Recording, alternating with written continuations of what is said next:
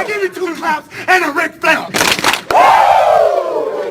All right, guys, welcome back. Hear Me Out podcast, joined as always, me and the homie Brooks. What's going on, Brody? What's up, man? Thank you for having us for this interesting discussion. Nah, man. Thank you for having us, man, because originally it was just going to be y'all two, man. But when I heard y'all were talking about Super League, I had to jump in here, man, because of how crazy the whole Super League thing is. Before we introduce that, let's go ahead and introduce our guest, one of our colleagues at the Mikasa Sukasa Network, Glory Jones. How you doing today? I'm doing good. Ready to talk about this. For sure. Yep. Podcasting guru over here. We got 3 podcasters in the building. We haven't done a little interview in a little while, so definitely nice to have you on. One of many, of course. But let's go ahead and jump right into this, man. So if anybody who watches sports, particularly soccer, they know just how corrupt the business side of soccer is, be it UEFA, FIFA, and now this latest thing here is actually taking place in Europe with the formation or attempted formation of the Super League, where they were trying to take the best teams in Europe and put them into a league and basically banish every other league and basically monopolize the whole entire European soccer game. It's crazy what's going on out there. We got 12 teams that were approved this move, that they wanted to be a part of it. They had 12 signatures in there, including Manchester United and Chelsea being 2 very notable ones. I just want to, before we get into that, are you guys surprised by this at all? I mean, not really, just because like the greed of the owners of these football clubs and the fact that, like, you know, there was something that needed to be changed within like the football landscape and kind of shake it up a bit. And like the Super League was that attempt, kind of. I mean, the problem, one of the problems with the Super League was like, and it was based like not on competition. It was based on like the biggest clubs and who had the biggest global fan base. So like from that standpoint, it would be beneficial, but at the same time, like, would it really help if it was so not based in competition? Like the fact that Arsenal was in the Super League over Bayern Munich should tell you it's not based on competition. It's Brooks, man, how does this, what's your initial reaction to the news of the Super League? We're going to break it down a little more, but I wanted to just get your guys' initial reactions on it. My initial reaction was just, at first I saw the notification on ESPN. I'm like, Super, what? This is, I hate this take, or I don't like the idea at all. I mean, again, you're literally just getting the 12 richest franchises, clubs in football and soccer together to just have a club that you're not invited in. You know, and it's basically stripping away the spirit of the sport by taking away competition and, again, just monopolizing you know, the sport to just make sure that you get the money, make sure that you get the broadcasting deals. Business wise, fan wise, terrible move. I hope that, you know, UEFA, the Champions League, you know, Premier League, whatever, they continue to fight it, because terrible idea. Yeah, and it's crazy. This whole deal went down in 48 hours. They were talking about making it happen, and then just like that, it was done with. So just for a little extra background here, this is supposed to be the billion-dollar Super League or multi-billion-dollar Super League with the best teams, like you guys were saying, zero competition whatsoever, composed of American hedge fund investors, Russian oligarchs, European industrial tycoons. They were trying to seize control of the world's most popular sport with this Super League. So basically what we have here, the first thing that I found super interesting, Barcelona, it was the president of Barcelona and a Spanish, let's see, we got the Spanish lawyer who's also the president of Liga Nacional de Futbol Profesional, and a Spanish politician who is the president of FC Barcelona, Javier Tebas and Joan Laporta, respectively.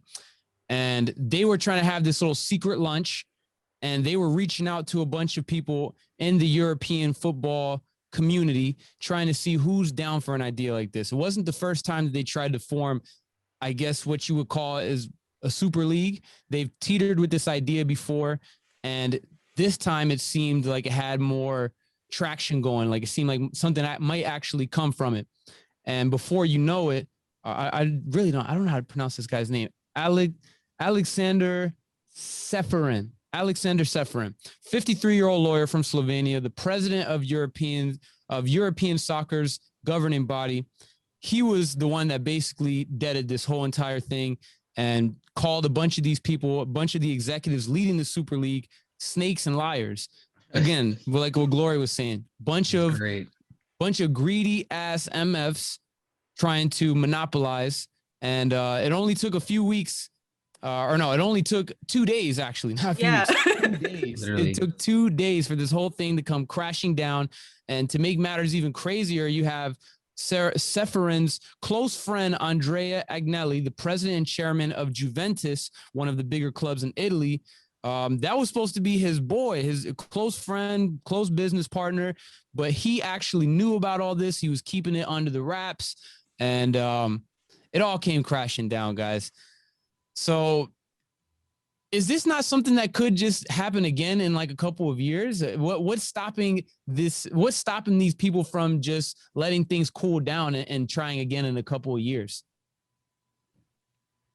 I mean, I don't know what could be stopping them other than the fans, because obviously, like, the fact that all this was done in secret is one of the main reasons why so many fans and like older legends were pissed off, really. I mean, that's why all the Premier League teams dropped out. All 6 of them dropped out within like a day, because fans were literally protesting their involvement in the Super League. So, I mean, I think that's the one thing that's preventing it, because now you have not only fans protesting the Super League, but you also have fans like using this as kind of an extra push to get rid of these greedy owners. I mean, like, I can speak from the Man United side, but Ed Woodward, who's like our general manager guy, resigned, and Effectively by thank the end of God. 2021 too. I know. And we hate him too. So Yeah. I'm glad to see him gone. And then we're going to try to get the Glazers out next, because those are our like American. I know I say that like I'm an American, but like, yeah, they're American. So they don't have the same ties to the club that like people in Manchester do. But like, so the next big push is going to be to get like these corporate greedy owners out. So you said Man U or Man City? Man U, United, Man U, Manchester's got you. red. Manchester's red. Got you. So you're a Man U. Oh, so this you must have seen this and been like, oh nah, what is going on out there? Yeah, I mean, like, because I was super supportive of like all the protests happening. Like, when I found out that there were actually like fans protesting, I was like, yes. Like, if it's something where if I was there, I would definitely be one of the first people to go and cover it, like as an indie journalist, because it's really awesome to me to see fan activism, because it's in its own way protesting the establishment and protesting corporate greed. So when I saw like United fans using the Super League as a push to really get rid of our owners and kind of try to make the team like less of this like corporate greedy and just bastardized version of like Man United that we've seen in the past couple of years, then like that made me very excited. And just Right, speaking of Ed Woodward and just the disaster that Man U has as a like an ownership group, you know, Ed Woodward used to be a JP Morgan guy. JP Morgan is actually backing this whole Super League thing. I was just reading that JP Morgan is going to be loaning these franchises 4.3 billion pounds just to start this league up. Again, you know, it's another thing of like American greed really trying to destroy sports from across the world. And I just wanted to ask you just how terrible is it for you as a fan to see just more American greed, more American just I don't know, not understanding to destroy this sport and destroy, a league that's traditionally been a lot of fun to watch. Yeah, I mean, like, and I'll be upfront with this, and that like I'm not mad in the same way that like someone from Manchester was, just because like, I am in the global fan base, but it's still like I could still feel like that whole sense of betrayal almost, just because like Man United is something that's so tied with like the city of Manchester, like with their women's team, who's doing great, by the way, with their women's team, with their 17 and under teams, with their academy. Like we have players now like Marcus Rashford, who came through the Man United training academy, and Mason Greenwood as well, who's like our youngest striker we have. And so there's all these ties that Man United has built up with the actual city of Manchester. And to see them kind of really get ready to abandon that over this Super League, which only catered mostly to really elites and people who just wanted to see big clubs like play each other, which isn't necessarily a bad thing. But when it's not based on competition, it's like at some point it's going to get very stale and it's going to get very like non-competitive. So to see a team get ready to abandon what they've built up with their local community is where I really see a lot of frustration, and where I almost get angry myself thinking about that, because that would be like, I don't know, like that would be like the Miami Heat doing the same thing. Like I would be fucking pissed. Let's take it back just a little bit. So for those that don't know Glory, she's always active at these protests. That's one thing that I think is really cool, that you're always out there and you're always reporting on things like this. And now we have these protests in Manchester. I wanted to just ask, what are your ties with Manchester? What drew you to? Are you from there, or what's the history with Glory Jones and Manchester United? I mean, so there's not really any. I've always liked the Premier League, just because I thought it was like fun to watch. And then the reason why I started supporting Man United in like kind of late 2000s, right before 2010, was because I was also a huge Usain Bolt fan. So, and Usain Bolt's favorite team is Man United. Nice. So when I saw him supporting Man United, I was like, because I didn't really have any team I supported, I just really enjoyed watching it. And then, so, when I saw like one of my favorite athletes of all time supporting Man United, I was like, okay, that's my team too. And then it just kind of grew from there, and I followed them even more. And we picked up some players that I liked. Like we used to have Ronaldo. Those games were amazing to watch. Like back in the day, like Man United Ronaldo was like, he was dangerous. That's all I'll say. Yeah, he was definitely different. Like he wasn't like the super refined, like 54-hour core workouts Ronaldo that you see today at Juventus, but like he was just like a bad man back at Man United. So yeah, I had a lot of, and I got to watch us when we had Zlatan, and now we've got like Pogba and Bruno Fernandes and Aaron Wan-Bissaka, and like and Marcus Rashford as well, and Martial, and like I love watching the team. I fostered like an attachment through the team, just like, even though my initial history with them isn't much of a foundation, but like I really kind of grew with them from there. Mm-hmm. Yeah, here we are again with yet another scandal in the world of soccer. We had the 2015 incident with FIFA, where 14 people were indicted with the connection with, what was it, wire fraud, racketeering, money laundering. The IRS and the FBI just swooped in on that. The UEFA as well. They had the former FIFA president was investigated for corruption and about the 2022 World Cup to Qatar. And this one is super up there. I would even say this might be crazier than the other two. Obviously, there's no arrests or anything like that. But what they had planned, they were about to destroy basically 85% of European soccer, and it was only going to benefit, like we were saying, a handful of teams. You had a lot of players, coaches, and here's another thing I found interesting. And I was looking at an article reading about this stuff. They were concerned because they didn't seem like they were catering to anybody other than they weren't trying to cater to people. They weren't trying to cater to players. They weren't trying to cater to coaches, only to the people with the money, only with the elites, like you were saying. So it's interesting that you mentioned that too.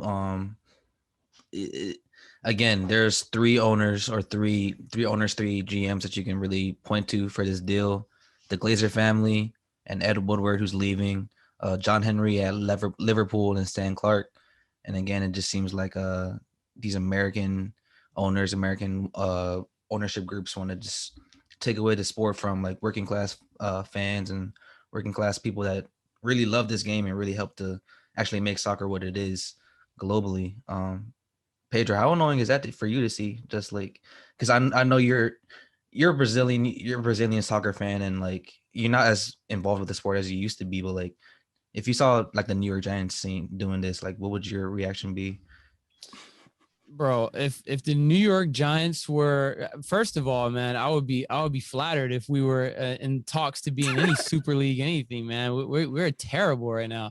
But I mean, you just don't want to see this in any sport, man. Honestly, if we're being real though, to answer that last question, man, I would be flattered that we were thought to be one of the better teams, but at the same time, you have to think about how that affects everybody else. I just don't want to see this kind of shit in the game, man. You want to see competition. You want to see different teams that were going through slumps arise from those slumps. You don't want to see the same team every single year. It's bad for viewership. You had, my brother was telling me, we were talking about this, right? The reason he doesn't watch sports like that anymore, particularly American sports like football and baseball, or no, not football and baseball, football and basketball. You got teams like the Golden State Warriors. You got teams like the New England Patriots, the Kansas City Chiefs. There's no parity. There's no competition. So when you want to stack the deck up even more, there's already not too much parity in a lot of these European leagues, specifically La Liga, Champions League. You already know the cream of the crop is going to be every year, and they got the money to get whoever they want, right? Why do you never see any South American players staying in South America? Because they don't have the funds to keep these players around. Europe they got the bag to keep them, bring them over there. So we don't want to see the deck so stacked that we already know what's going to happen. You're not going to go watch the Demon Slayer movie if you've seen a bunch of spoilers, right? You want to have some type of element of surprise, some type of parody. I read the manga, so I already know what's going to happen, and I'm still going to see it. Well, I guess I didn't think about that one too much, but you get my point. You get my point. Yeah, I do. What about you, Brooks? Yeah. What if Washington was in that same mix? How would you feel about that? The Washington football team somehow decided again. I feel like Dan Snyder would have to leave in order for that to happen, in order for like the team and the GMs and all that to actually play up to their potential. Because again, they were 7-9 this season. To be a part of the Super League would be pretty cool, but like again, I'd rather see everybody play against each other and actually compete for a Super Bowl title instead of just like monopolizing everything. I don't know.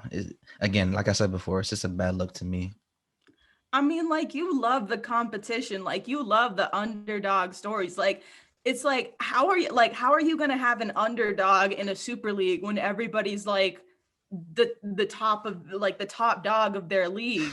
Or Like for real. And I mean, like, it might be fun to see like, oh, Man United versus Real Madrid. Like that sounds dope to me if it happened in the Champions League where I knew it happened after group stages and after like advancing through the tournament. But I just feel like despite how much we love the teams and like despite how cool it would be to see them involved in something at this stage, there's a part of you that still wants that like competition, because that's the best part of sports. It's like even when I'm not watching like a Miami Heat game and I don't want them to win, like I just want the game to be good. I want the game to be competitive.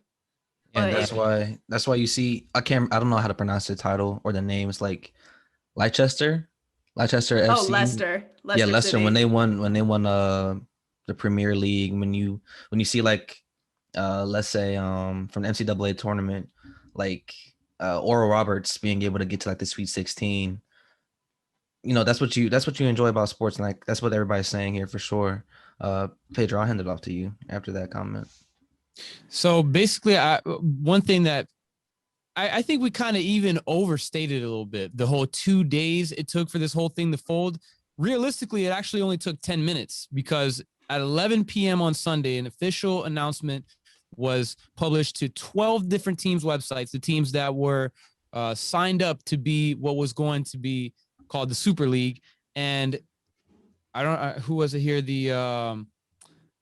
Basically the powers that be had that dead in the water by 11:10 p.m. That's what they say. That's what they say, right? So we take that with a grain of salt. But either way, this was never gonna. Well, that's the thing. We don't know about never. I don't want to say the word never because that means it will absolutely never happen. But these are the kind of things where it's like, who's to, like I said to you guys before, who's to say that they won't just cool it down, see how else can they exploit the rules, and then just try again in a couple of years. This is something that I'm sure that they all think about doing, that they all would love to happen. Let's just get rid of all these.